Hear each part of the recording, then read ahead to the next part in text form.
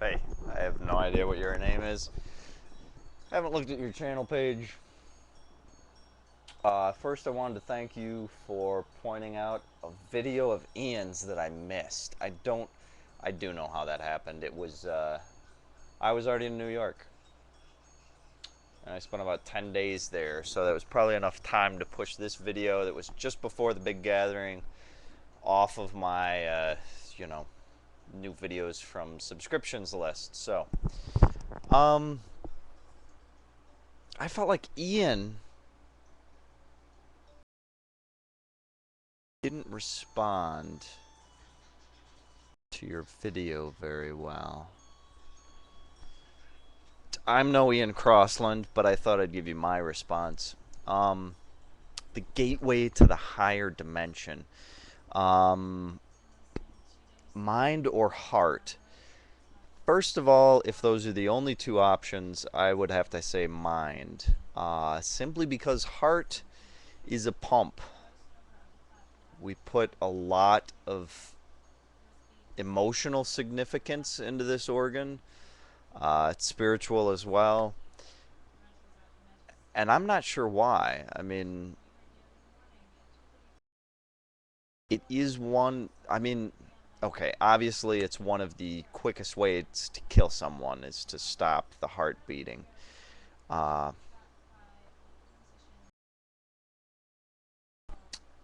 yeah, and it's nice to seat ourselves in our brain, that which we think with.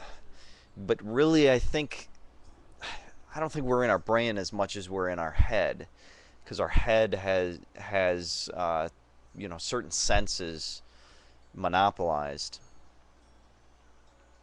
in terms of our body. Um, Moreover, though, perhaps even the brain wouldn't be good. I mean, it could this path could be through chemicals throughout our body, hormones, but ultimately physical. Is it even physical? The I mean, if you're talking about different dimensions, our body's not there. And so a pathway through has to somehow connect us from the physical, which is only here in this dimension, through to the other side or what have you. Um,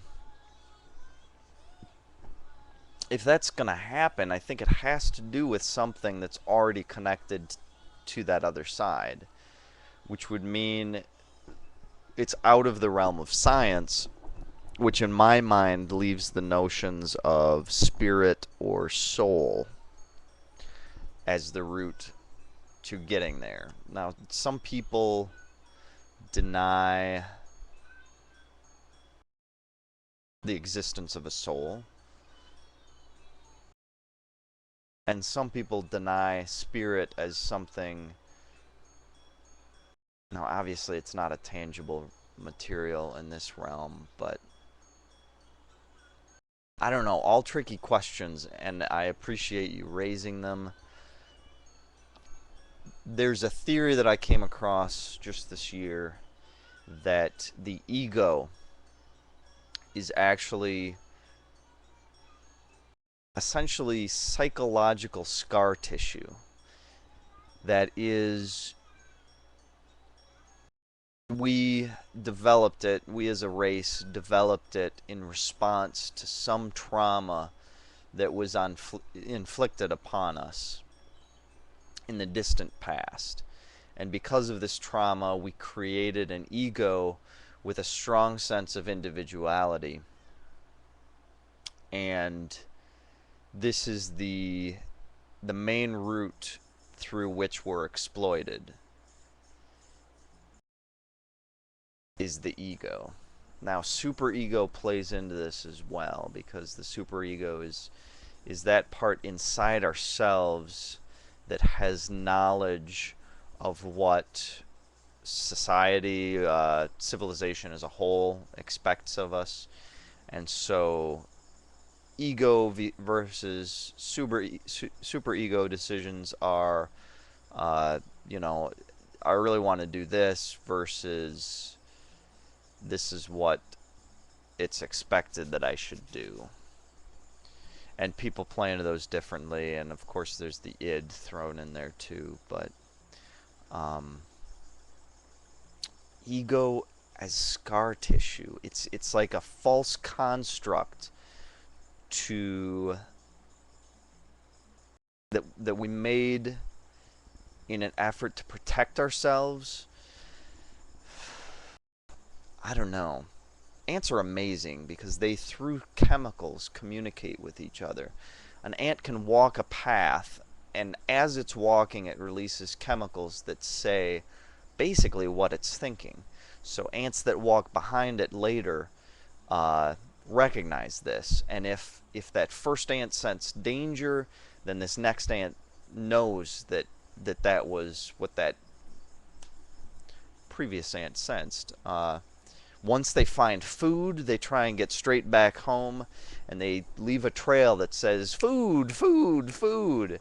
And then other ants sensing that trail can follow it straight to that food source if, if it was a big stash, and start carrying more of it.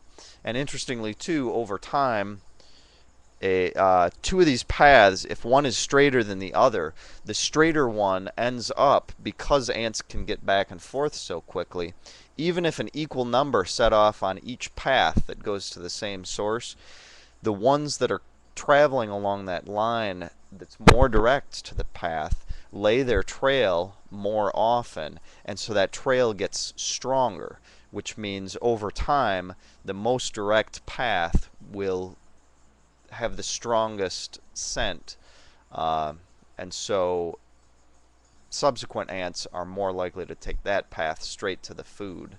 So it's an interesting way to just like automatically work out efficiency.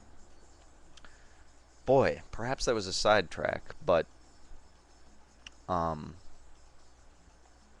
the path out. We may need to subvert our ego to evolve, to reach the next level of consciousness that I think we're quickly approaching, in a matter of decades, I don't know. Could be smack. December 21st, 2012, smack. I kind of doubt that, though. I think it'll be a slow process. But I think we need to subvert the ego to, just minimize it somehow so that we can realize that each of us is a strong part of the whole, and we must take responsibility for the race on ourselves and make that a priority. Make humanity our utmost priority before personal goals. I'm as far away from this as anybody else, but I think it's where we gotta head. So, yeah, I think we gotta get out of our head, get out of our heart, and get into a state of pure being, receptiveness. I don't know. Some thoughts. Went too long. Yar. So yeah, introduce yourself or something, or I should look at your channel. Okay.